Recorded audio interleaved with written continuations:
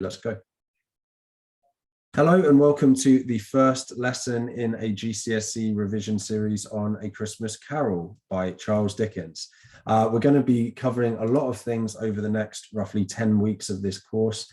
We're going to be looking at the major characters, so Scrooge, the different ghosts, the Cratchit family, also Fred, I should have included in this list. Themes, we're going to be thinking about Christmas, obviously that's a really big one, horror and the supernatural, transformation, all of that stuff is really important when we think about Christmas Carol. Also, for most of you, for your exams, you need to know about the context. So we'll be trying to link in a little bit about Victorian England, Charles Dickens and his life as we go through it. We'll do some model paragraphs and ways that you should be answering the questions on this. And I'll also be taking a few questions and answering those. That's mostly happening on the discussion below in the YouTube videos / the Discord if you're part of my Discord. Okay, so let's just dive straight in to Scrooge. I quite like this picture of Scrooge. I think that's quite cool. Anyway, so let's talk about Scrooge as a character first, and then we'll do a deep dive into some of the quotes that are very important from him. So Scrooge goes through what's called a transformation arc. So he's not just sort of grown from his experiences here. He's not just learned something. He's completely changed from basically a miserable old git into someone who actually, you know, is much more generous and kind and loving. And part of that is through this Christmas sort of miracle, right? The idea that it's at Christmas time and he hates Christmas and he wants nothing to do with it at the beginning. And then through the experiences with the ghosts, so you've got obviously the ghost of Marley, which is his old business partner, goes to Christmas past, goes to Christmas present, goes to Christmas future. Through those experiences, he realizes the errors of his ways and he changes his mind about Christmas and about generosity and lots of other things.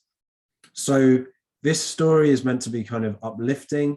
It's also really interesting because there are these Gothic elements. So in the Victorian times when Dickens was writing this, it was very common to tell ghost stories around Christmas time. So it's kind of a mingling of that tradition of telling ghost stories from the Victorian era and also, you know, the ideas of Christmas. So being kind to one another, being generous to one another. There are some references to Christianity, but it's actually not that much. It's more about the ideas that Christianity represent, which again, Victorian people, many of whom would have been Christian, would have sort of seen those parallels as well. So how is Scrooge described at the beginning? Effectively, Scrooge is described as just the worst person, the sort of person that you don't want to spend time with or be near, right? He's greedy, he's mean, he keeps himself to himself, he's quite aggressive.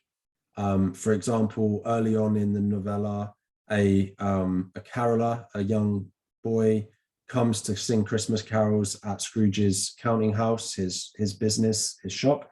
And Scrooge grabs a ruler and like runs after the boy and he wants to hit the boy and beat him. He doesn't catch up after him, but that's the kind of person he is. There's also a charity worker that comes into Scrooge's shop early on and he asks for money from Scrooge. And Scrooge says, you know, I'm not giving you any money for the poor. You know, they should be in jail for being poor, or they should just die and get out of the way of the rest of us. So, you know, this is a really horrible person, really horrible person. Then there are some key moments in his transformation to becoming a much better and nicer person. So one of the big transformations which happens, or moments of transformation that happen, is he's taken back to his childhood. And we see, as we look at Scrooge's childhood, that he had some difficulty in his childhood. The school that he was boarded at by his father had a very mean head teacher who actually kind of seems quite similar to Scrooge in some ways. But then we have this complete opposite, this guy called Fezziwig who comes in. And Fezziwig is a really nice person, a great boss to Scrooge when Scrooge is a young man. And so we get this sense that Scrooge did have some good role models for how he should be as a boss, but for whatever reason, he's turned his back on that. But that at least gives us some hope that he has seen how to be a good boss from people who were his bosses when he was an apprentice. There's a big Christmas party around that, which is really fun.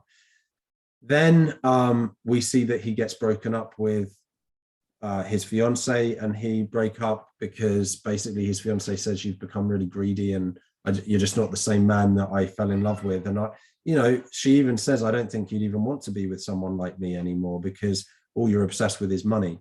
And all of these experiences really break Scrooge, and they make him really sort of physically, mentally see how far how greedy he's become, how distant he's become from the man he used to be when he was younger. And then we have obviously the Cratchits, right? So the Cratchits are a huge deal. Bob Cratchit is Scrooge's employee. The Cratchit family are very poor. There are many children. They don't have much money at all. So they represent the working class, the underprivileged of London at the time. And there's one boy, that Bob Cratchit's son, called Tiny Tim. Tiny Tim is a crippled boy. He's differently abled. It's never really explained exactly what it is that are his challenges, but effectively Scrooge, seeing this boy, realizes the error of his ways when he talked about like killing people and getting rid of the surplus population. And that's another huge deal, is when he comes to find out that Tiny Tim has died from the ghost of Christmas future.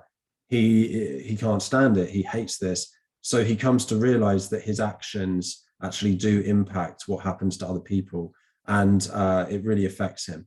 And one of the big sort of celebrations in the novella is the fact that because Scrooge does change his ways in the end in stave 5, and he buys the big turkey to send to the Cratchit's house, and he offers Bob Cratchit more money, and he supports the Cratchit family, Tiny Tim doesn't die at the end. So this is one of the sort of Christmas miracles or great things, and that shows that Scrooge has learned, and that's a really positive part of his transformation.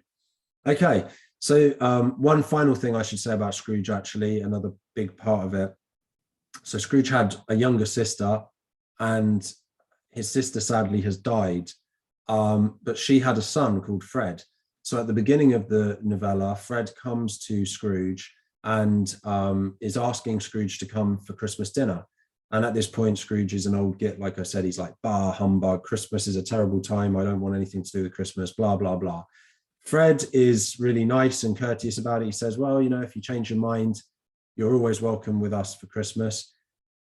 Scrooge then sees his sister, who he had a great sort of friendship with when she was alive. And that's also a big part of his transformation, is he realizes he's not nice to Fred, his nephew, even though his sister was always nice to him. And so he maybe feels a bit guilty that he hasn't been as good to his family. And again, one of the big transformative things at the end of the novella, he goes to Fred's house, he celebrates Christmas with them. So that's really cool too.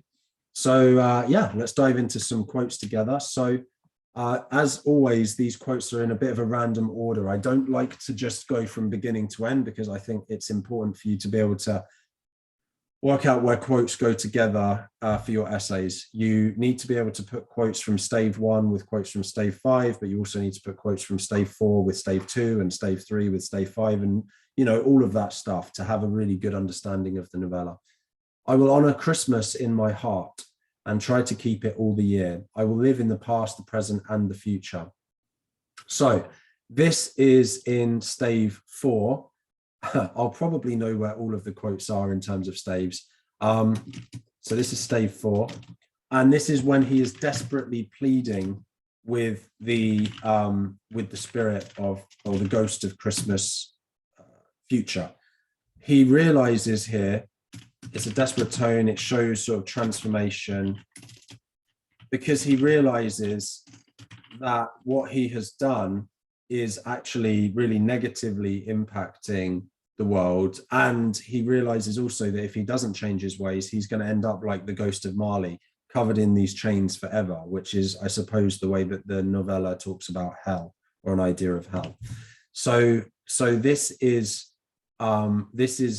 a desperate tone. It's also got the triadic structure, or the tricolon of the past, the present, the future. So this also adds emphasis to this quote as well. If they would rather die, they had better do it and decrease the surplus population. So this is linking to a philosopher slash sort of a doomsday predictor called Malthus. at the time that Scrooge was, the time that Dickens was writing the novella. He predicted that eventually there would be overpopulation, and that this overpopulation would cause war and famine and so on. And so this is obviously also Scrooge's heartlessness. The fact that he would talk about people as surplus population, as if they don't deserve to be alive and they don't deserve to be there. So again, this is early on. This is in stave 1, when Scrooge is talking to the charity worker. Imagine how disgraceful that is. This charity worker has come in to try and get money to help the poor. Scrooge is like, I'm not going to give them money. I hope they die. It's terrible. So this again shows how evil and mean Scrooge is at the beginning. I don't make merry myself at Christmas, and I can't afford to make idle people merry. Now, this is a sense of irony, because Scrooge is rich. Scrooge has tons of money. So he can afford to make himself and idle people merry if he wanted to. So it's ironic because he has lots of money to help. And this obviously is, again, a big part of his transformation, because what happens is he does, in the end, donate a huge amount of money to the charity worker who originally he says he can't give anything to. So this is another part of his transformation. Another big thing, this is from stave 5. He says, I'm merry as a schoolboy, I'm giddy as a drunken man, a Merry Christmas to everybody. So you can see there are these short sentences, which adds emphasis, and there's also exclamatory phrases as well. So the fact that he says a Merry Christmas to everybody, and this forms a complete juxtaposition, showing the transformation of who Scrooge was at the beginning and now who Scrooge is at the end. The fact that he is talking about being as merry as a schoolboy, that's also a simile. So look at that. We've got so many techniques in this one. We don't even know what to do with them. But there's all these techniques in this. It all shows his transformation. That's one of the reasons. That's one of the quotes I picked for you. This next quote is, again, from near the beginning. This is actually from really near the beginning of stave 1. And stave 1. And so for this one, you've got lots of a huge list of verb choices, negative verb choices. So again, this just lets us see how terrible of a person Scrooge is at the beginning. Squeezing, kind of aggressive, but also greedy, right? If you squeeze onto something, like you don't want to let go. Wrenching, grasping, scraping, clutching. These are all horrible verb choices of his aggression and greed and just negative personality. So again, that's a really good one for Scrooge from the beginning, his evil. And I suppose the other thing about it is that Scrooge seems like someone that there's no hope for, right? So Dickens wrote this in a way to say there's always hope. There is this uplifting message that there's always hope if you know, that you could be reached and you could become a better person. So that's a really good Christmas message. Also, context links to Dickens' own life. Dickens was in a bootblacker's shop as a young boy because his father went to debtor's prison. So his father could no longer send him to school. So he went from being this sort of fairly wealthy kid, good education, to being at a bootblacker's store with all the other working class kids mistreated really badly. So I think that Dickens also shows that there's this hope that he has of reaching the business owners that were treating the poor badly at this time and saying, look, you don't have to be like Scrooge. You can change. And even if you are like Scrooge, you can change and realize the errors of your ways. 2 more. So your nature intercedes for me and pities me. Assure me that I yet may change these shadows you have shown me by an altered life. So this is obviously an interrogative. He's asking a question. It also shows his desperation. This is, I think, in stave 4, I'm pretty sure, stave 4. So this quote here is showing his inner transformation as well, his fear. One of the catalysts, one of the reasons why he becomes a better person is definitely fear. He's scared to become like Marley. He's scared to end up with that same fate of being like these ghosts. And I think he's also scared that no one likes him, really. I think that fear comes through in this quote a lot. And that isn't always the case. At the very beginning, when Marley's ghost comes in, he says, "You may be a bit of undigested beef." So he's almost making a joke, really. It's kind of like imagery and slightly humor. This idea that he thinks that he's, seeing things, basically. He doesn't think that the ghost of Marley is real. He doesn't believe in the ghosts or the supernatural at the beginning, but slowly through his experiences, he becomes a believer. And so that's the final quote I've got. Obviously, there are tons and tons of quotes on Scrooge. If you feel like you need some more on top, feel free to comment below or comment on the Discord, or just feel free to ask. But let's go on now to a bit of a model paragraph to finish up the lesson on Scrooge. So Scrooge model paragraph. Now, as usual, I'm going to keep the paragraphs relatively generic in terms of the question. So it's quite broad. It's something that I hope that almost any question that comes up on Scrooge, hopefully you can benefit from. So we're going to go with just how is Scrooge presented. We'll look at a few quotes from the quotes that we've just picked. So one of the ways which Scrooge is presented is through the lens of a complete transformation arc. Yeah, so the transformation arc I mentioned earlier, this is when a lowly character, or a sort of a character that doesn't seem that good, through experiences transforms and becomes something way better, normally something much more heroic. And obviously that is what happens with Scrooge. He starts really low, no one likes him, he's miserable. Through his experiences, he transforms into a very heroic, good character. So we note the lowly beginnings of Scrooge's character in the opening stave, as he is described as, let's just take the squeezing, grasping, clutching, covetous old sinner.